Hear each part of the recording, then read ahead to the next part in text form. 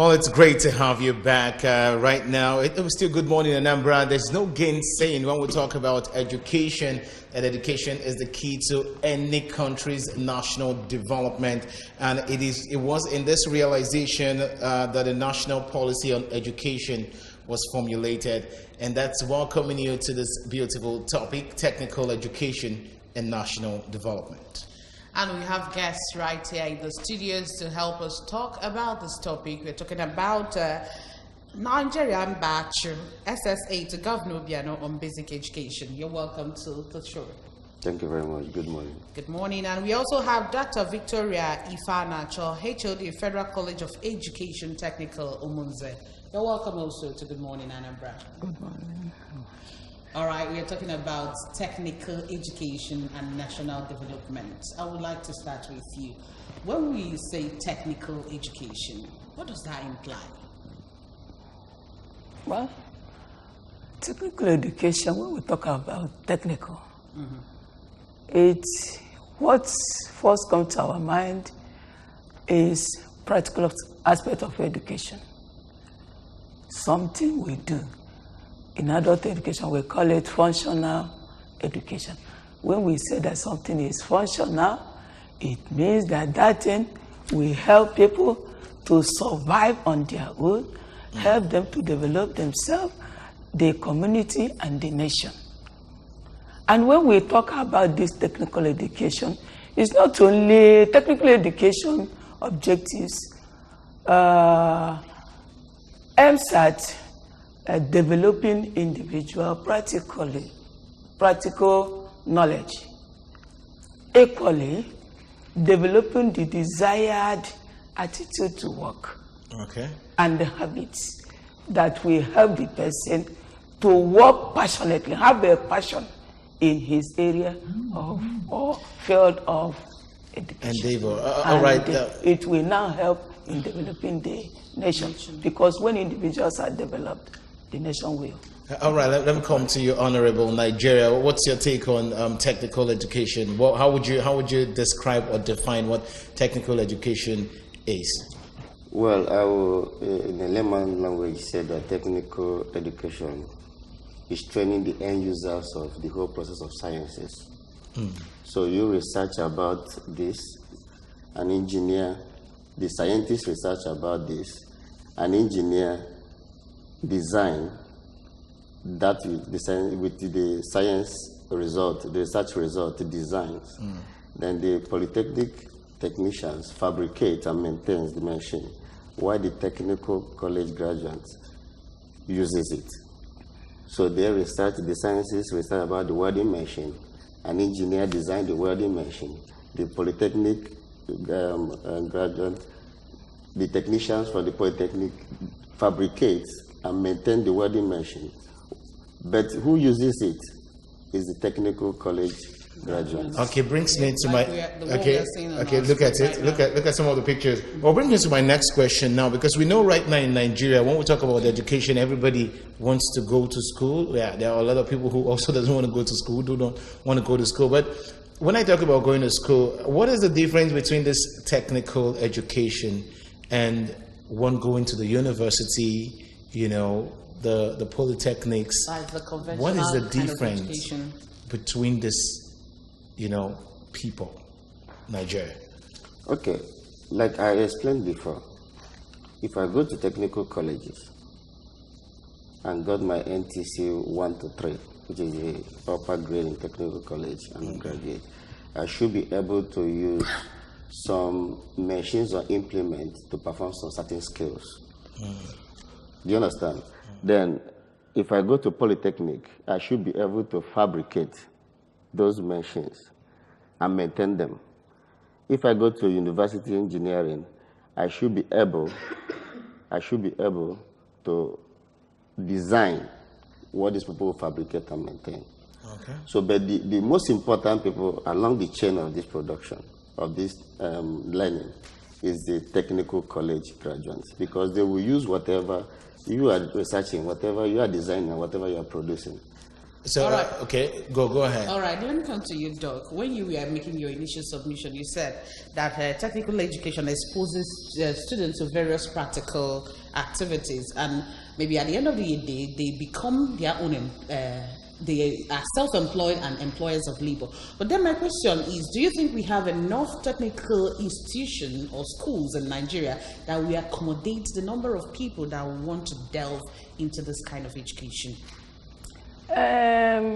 We may say that partially we have, but we will not lose sight of non-formal education. Okay, so non-formal education. Tell us more about that. Why we emphasize on formal education?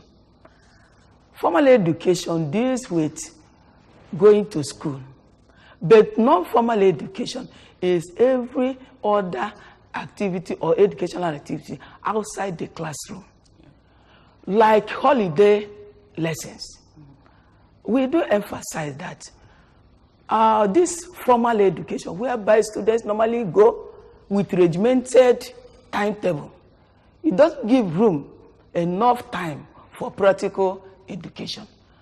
We emphasize that during the holidays or anything, students or parents should send their children to non-formal education, where they will go and learn more about the technical skills they have started in schools. This will help in bringing up, even after university. You know that this formal education, due to the nature, it cannot give enough or sufficient skills due to regimented situation. Then you go further on your own through non-formal education to acquire the skills, to build yourself up. Okay. But isn't it possible that in a formal setting that we can still inculcate those technical subjects in our curriculum? Sure. Okay. Like myself, my own institution is Federal College of Education Technical. That is the sense of establishing that institution to train middle manpower in the area of technical aspects of education. Then they will now, after College of Education, obtaining their NCE, they will now further their studies to universities. All right, let me come to you, Honorable. When you look at what's really happening in the country now, a lot of people want to go to the university, get the first class, get the second class, the 2-2, come out, no job. Now, my question is, what are ways government should support development in national, technical, vocational education to improve national development? Prince, I will plead to digress a bit. One is that Nigeria has identified its problem. Okay. And the problem in this country is that the skills are not being developed towards productivity. So we go to university, get a certificate, come and look for a job. But now the obvious is stated, there's no job. So we have one option, going back to the skill acquisition, to the technical colleges. Well, when you say, once somebody defines a father as who that plants a tree, even though it's not going to be partaker of the shade. And His Excellency Chief Dr. Willie Obiano saw that.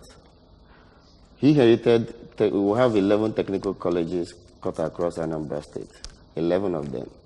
But before he came on board, none of them are accredited, MBTA accreditation, National Board of Technical Education, none.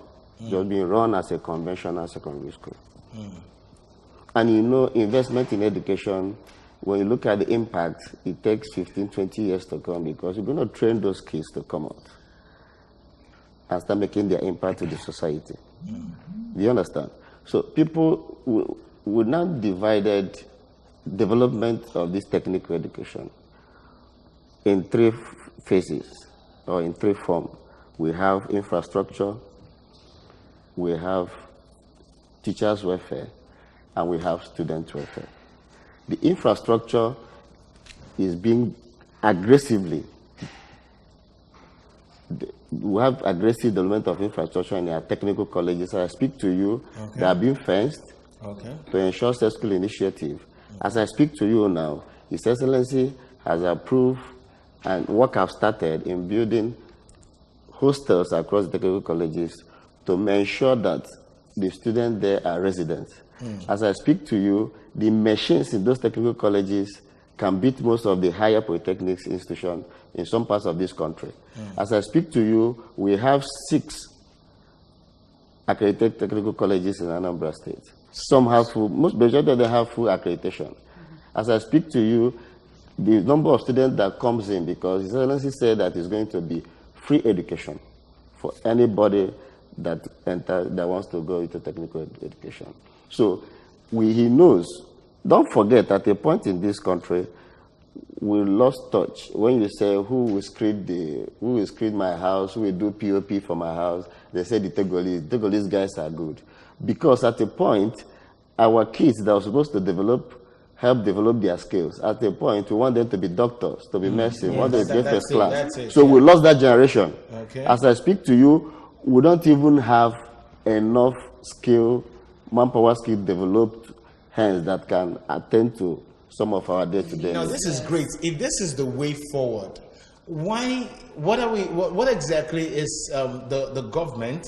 Of course, we know we have state university and we have federal university. So the both tiers of government, what are they really doing to inculcate this in the university? Because this is the way forward. We talked about going to school, getting the first class and the 2-1 and the 2-2, and you come out, you wait for a job, you look for a job, you don't get a job, you get to the point that you almost want to commit suicide. And it looks as if right now having a handwork, so to speak, is the way forward. What is the federal government and state government doing to inculcate this in our various universities?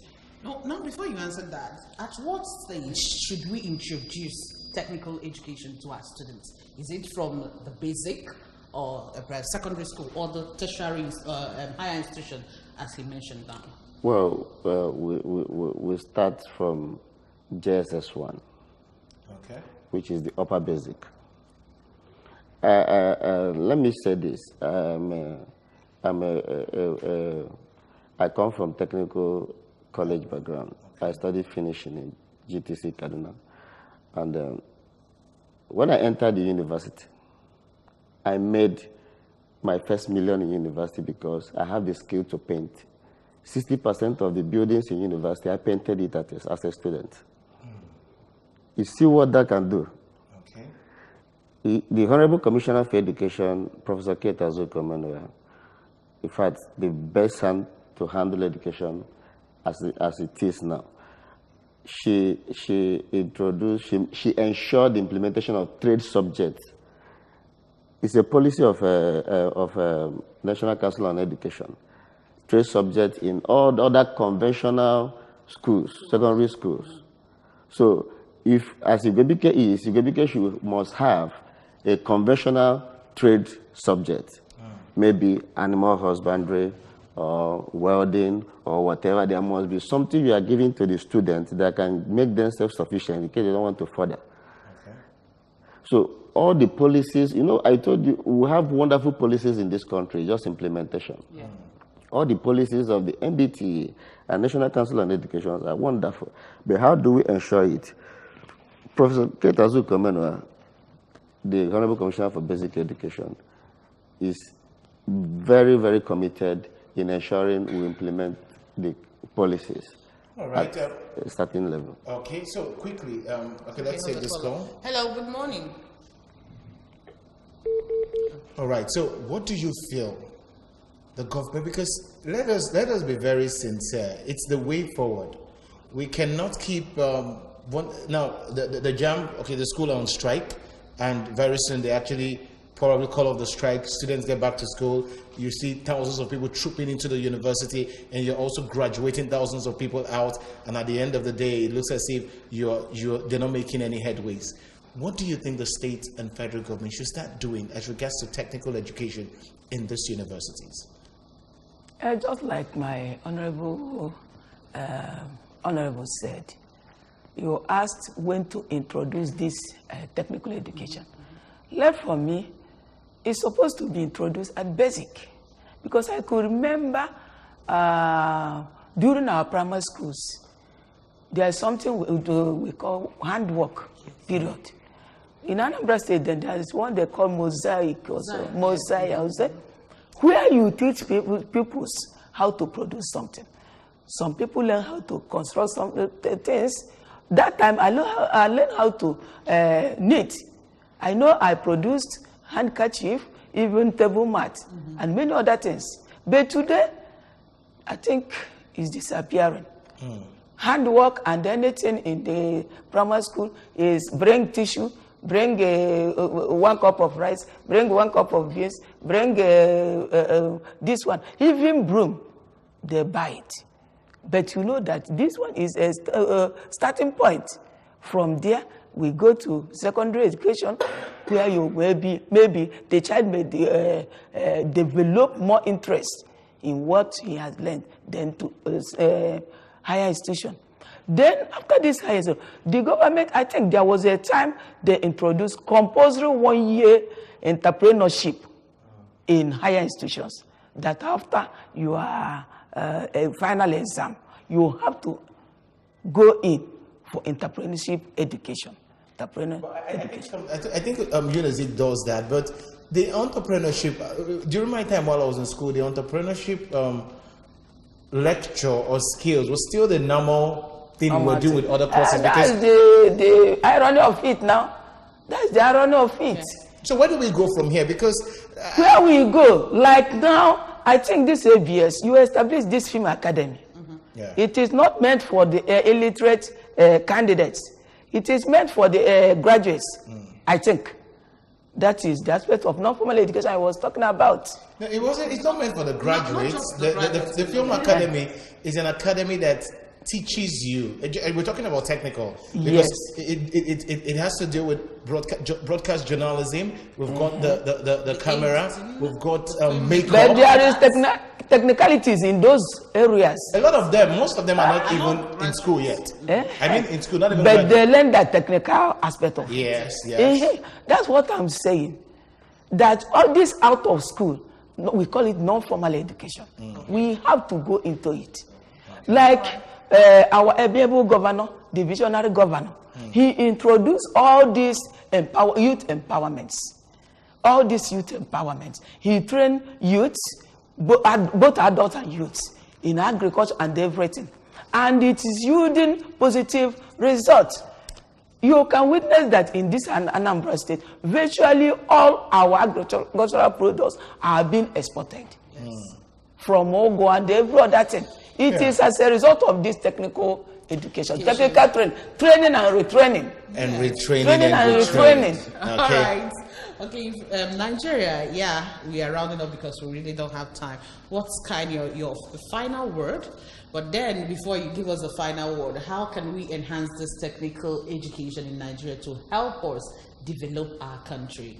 Then, finally, your final words before we go. Well, like I told you, we have lost a generation, all right? And we are feeling the impact. So, in Nigeria, other states should come and learn from what His Excellency and the Honorable Commissioner are doing in the state. So we look at technical college or technical education as the way forward. We have done more training to our teachers. And because you come and you see that we have conventional teachers in the so-called technical colleges, and we say it cannot be. You can't sack them. All you need to do is to do what? Train them. Retrain. So we keep training, we keep retraining, and recently His Excellency approved the recruitment of technical teachers. Now, during that recruitment process, we chose the real technical teachers, and we are retraining them on that. Through Anambra State Education Project Investment Program, ANSEPIP, we have been able to do more training than any state in this country. Do you understand? Right. Now, we have also what we're trying to do, the fabrication laboratory, Fab Lab. You design, this student wants to do this telephone casing, we just come, design it. The Fab Lab will give you the fabrication of it. You do mold, go to company and mass produce. You don't need to go to China again. All right. right. So we are coming there. We are on top of it as far as Anambra State is concerned. So we are on top of it. So our concern is for other states. Come and learn from Anambra State. Oh, the light of the nation. Thank you so much, Nigeria Ambassador, SSA to Governor Obiano on Basic Education for coming. You're welcome. And also Dr. Victoria Ifana, HOD, Federal College of Education, Adult and Technical. non-formal education. Of formal and non-formal. Okay. Adult and non-formal education. All right. Thank you so much for coming. Well, you've heard it all, technical education and national development. Now, I'm not saying you should not go and get your degrees in the university, but remember that it's all about taking care of yourself, feeding yourself, taking care of your family. So you should go and learn a skill. Many thanks for joining us. This is exactly where we call it a day on today's edition of the program. Good morning, Anambra. I'm Ebere Ugonna. And my name is Chidima Oranwa. Thank you so much for joining us. All right.